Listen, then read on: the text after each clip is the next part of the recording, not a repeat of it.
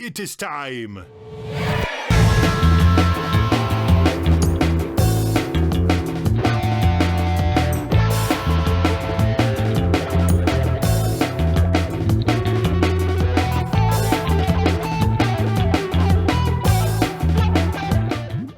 So the one and only Bobby Sparks, man, this guy, he's a big brother to me in music. Met him in Dallas, Texas when I was only 25. And he gave me a lot, man. He invested in me musically, and I learned a lot from him. But he also helped put me on and get me recording jobs, and Mm-hmm. told a lot of. He was like a siren for me, telling people That's nice. all over the place, all over the globe about my horn production and arranging, and I was working on music, and he'd open up his studio and let me come and record for free, and at the same time he was working on a personal project. And this is almost 20 years ago. We've been working on these records, and he finally just started releasing them like 2 years ago. And this is from his second record that he released. Again, a song that we recorded nearly 20 years ago with a giant horn section. Oh, wow. Yeah, and he told me, he's like, man, I just want you to go in. This is a horn feature. So, like, there's no box, just think completely out of the box. In fact, when people hear this, I just want them to be like, turn it off because they're so scared of it. You'd have to know Bobby. He's an eccentric cat with a funny personality. And this is Horny Dreams, and it features an amazing trumpet player who also was part of the Prince trumpet section. A scream player named Steve Reed, and the whole horn section is just incredible. I believe Little John Roberts, Janet Jackson's drummer, is on drums, and maybe Marcus Miller, I believe, on bass. And Nice. it's a really fun song, and it's very interesting. Well, let's check it out here in Galaxy Jams Reacts. Good afternoon, or evening, or morning, or whatever it is. Or been going through these old tapes that belong to the reel-to-reel player. I want you all to do something for me, right? I want to hear you say yeah! Yeah. Oh.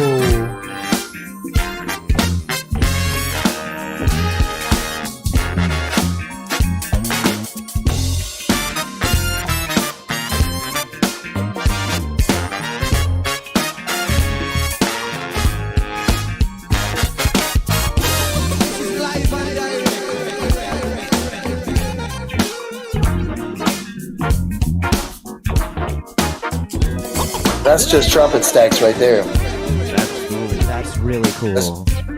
That's just me on trumpet. That? And then the section. That's the section. And that's me. Back and forth.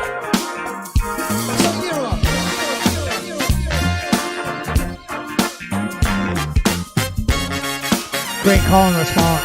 Wow. Doesn't even sound natural.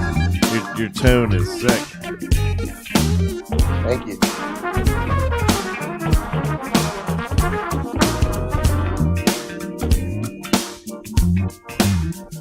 I'm also listening to all the layers in the background that he's put in there.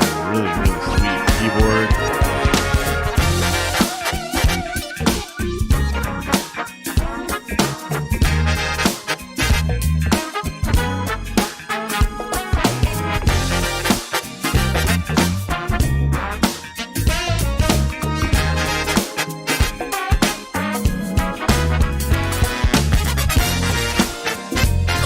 This is live and direct. Live and direct.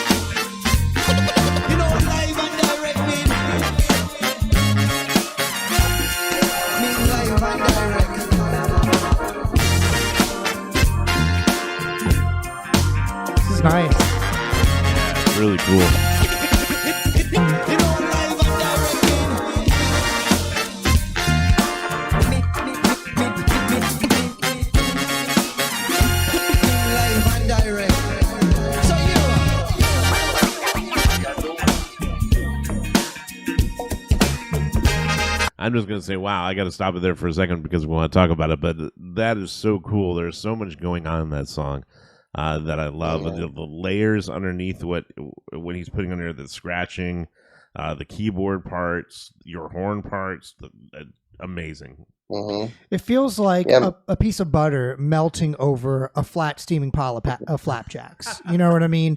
It's like there's so many different moving parts, but it's all so smooth. I never feel like jarring. I don't feel like like it's grabbing me because I'm like paying attention to something new. The whole thing is like really enabling me to just kind of relax and like take it all in, and it's really, really tastefully done. Yeah, I'm using so much brain power just trying to like zero in on what's going on. I wasn't even able to come up with like a snappy through line of something witty to say here. But like it's just it's fascinating to me. Like I appreciate you pointing out like the different elements that are going on in the song, because like I'm hearing so many things that are like you're using performance to perform in a tone and like a way of behaving that's different than how we're used to hearing horns, and like almost imitating like a vocal cord or something. And it's just very interesting. You know, it's like most of your casual listeners are going to have no idea what's going on or assume it's something digital. And like, you know, it's one of those things that you listen, anyone will listen to it and be like, hey, this is really cool and really unique. And you know, it's triggering my brain on different levels, but then it's one of those like Russian nesting dolls. Like as you're pointing out more information, it gets deeper and deeper. It's like, oh, it's actually even cooler than what you're able to perceive. So I don't know, it's really dope, Man. And that was the process of recording this thing too. Like when what I originally wrote to was much more minimalistic than what we're hearing now. And then I remember I just filled it up, and then he went back in and was like, oh, I got this cat on it. Oh, I got this cat on it. Oh, I'll put this cat on it. I was like, man, how much more are you going to do? And then, but yeah, it's like you said, it's not too much. It's just right. But it's the kind of thing you can listen to over and over again and make new discoveries each time. I was literally going to say that. Like, this is the type of song that I would love to go through and like just listen to the horns, just listen to the bass. Like every time you hear it, it's just a new way of looking at it. And I always love those types of songs because seeing how each one interacts with the other one, you know, how the other one complements it. That's, you know, it's just, I've always loved songs like that. Right. Very, very cool. Yeah. And like y'all said, it still has space. It's not like it's like overflowing with what's being presented in the song. Like it still breathes, which is amazing. Yeah. Yeah. When you're doing this, like, did he bring you this whole song and then you're putting it in there? Or because, for example, like that back and forth that you guys were doing, was that like you guys like vibing in the studio, doing that back and forth sporadically, or was like every single thing? No. What was interesting, what happened was I originally scored it for the full horn section. So all of the bright stuff that you hear, you know, right, all that stuff. And so I wrote that. I'm trying to remember, it was so long ago. And then I think I wrote the parts. I got them recorded in like as a demo. And then I went in and I did my trumpet stack thing, the fluffy, smooth thing, you know, around the other horn parts. Right. And then we're coming up in a when you push play again, we're going to hear a moment where I tried to experiment to get the big fat horn section to play in the style of the trumpet stacks. So the whole thing is a conversation, right? Right. And then it's almost like the trumpet stacks are like trying to call, you know, like they're whispering in this feathery kind of vibe, and the big horn section is just like, you know, bombastic. Right. So, you know, it was interesting how I did this, but I did the trumpet stacking all myself, you know, at my house, and then the full horn section stuff I wrote at my house, but we recorded in Bobby's studio with like, you know, 5 players. Mm-hmm. Oh, okay, cool. Wow, thank you so much for that. Yeah. Yeah. Let's listen to that. I like how the snare is like a clap. It's just so snappy. Yeah.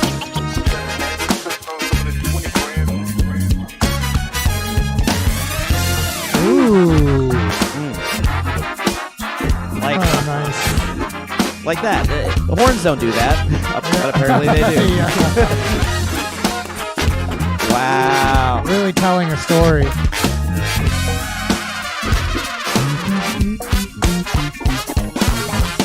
Epic. That's the truth.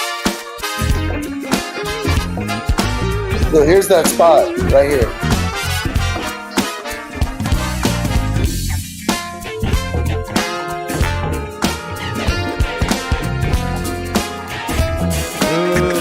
Sounds like 2001 Space Odyssey. Oh, yeah, dude. Huge.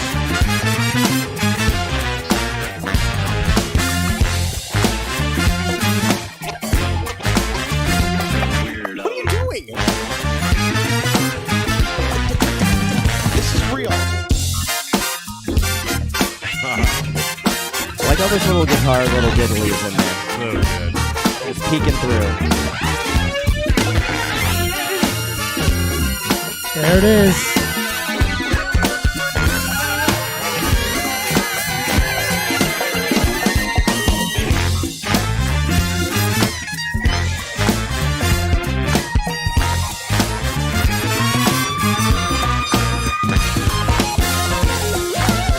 So great.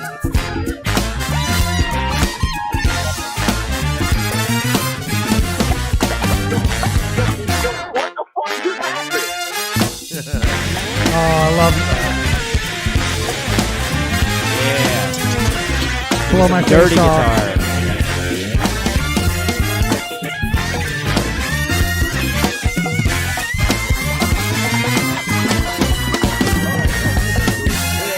Wow. Which was your favourite band in all the bands that you've had? That's a hell of a question, because you can't measure talents, because talents alone just for a little while, and you get older, you're going to lose it, because some youngster's going to come along and take your place. Man. Now, you can act like a jackass if you want to. When that time comes, if you live and that talent be removed, the people are going to say, down with you. You can't put yourself up on a pedestal. You have to, be cool. And just look upstairs and say, somebody up there loves me. You know what I mean? Because that's the way it is. Words to live by. Man, definitely. Kale119 in the chat says, this is fantastic stuff, and I really think that sums it up. What a journey that entire song was. Yeah. You're really doing such a good job with those long, lazy notes and those rapid fire staccato notes and like every single thing in between. I just love the balance, because when you have so many horns, you really have to balance the rest of the song out so, it doesn't sound like too much a certain way or cause ear fatigue. And you're really so good at, having such a myriad of different styles so that you keep the listener engaged throughout the entire piece. Yeah. Thanks, man. It was a really fun experiment. He just kind of turned me loose. And that was the first time anyone had ever done that. I mean, I was only maybe 29 or 30 when we did that, So it was, I remember when he told me, he's like, I want you just to go crazy. I was like, well, I've never really gone crazy before. And, but he knew that I could. He heard the potential and he just wanted to set me free and see what would happen. And of course, the track was like the funkiest thing I've ever heard in my life. So that was just immensely inspiring to work on. And then, of course, I had access to this smashing horn section. There's a lot of those guys were playing with Casey and the Sunshine Band at the time, and they came through town. Steve Reed, who I mentioned earlier, the guy playing all those high notes, he came. In my buddy, our old friend Tim Pitchford, and Matt Cappy from the Roots in there, and Queen Latifah, and great drummer player from Philly. He happened to be in town.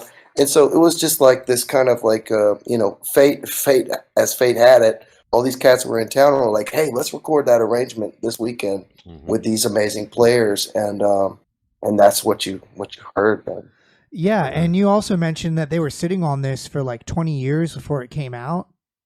Bobby's been sitting on like 80 tracks for even longer than that. But when I came in the mix, it was like somewhere around 04, I want to say 03, 04. I met Bobby in like 2000, I think, 2001. Because I recorded, a song once and it took a year to come out. And I felt like that entire year, it was like burning in my pocket. So I can't imagine the feelings of something that comes out when you were a totally different person and you're listening to it with a totally different mentality. And when you're hearing it, you're like thinking all those feelings of, who you were and like what you were doing and what your thoughts were. And it just must be so interesting for you for something to come out like that. And like for you to kind of have a bird's eye view of like your whole career and mindset and progression of your abilities and things like that. Absolutely Man. Yeah, we've been jonesing for him to put this out for a long time, but the time just wasn't right. And there was a time where I was wondering if it would ever surface. I'm like, man, this is some of my best work. I would put it up there right up there with the Prince stuff that I did. And I was worried, but now to see it coming out, it's really exciting, man. And I love Bobby dearly. He's really someone to watch, and he's got a lot more music that's going to be coming out. So he has 2 albums, Schizophrenia and Paranoia. Yeah, and Vaguely Maddie in the chat says it felt like I was watching a movie, which is really sick. It did sound cinematic. Yeah, definitely. Hi, this is Mike with Galaxy Jams Reacts. We hope that you enjoyed that React video. Be sure to check out the links below of when we're going to be live streaming our next show and also how to watch full episodes. Please hit that subscribe button. Every single one helps.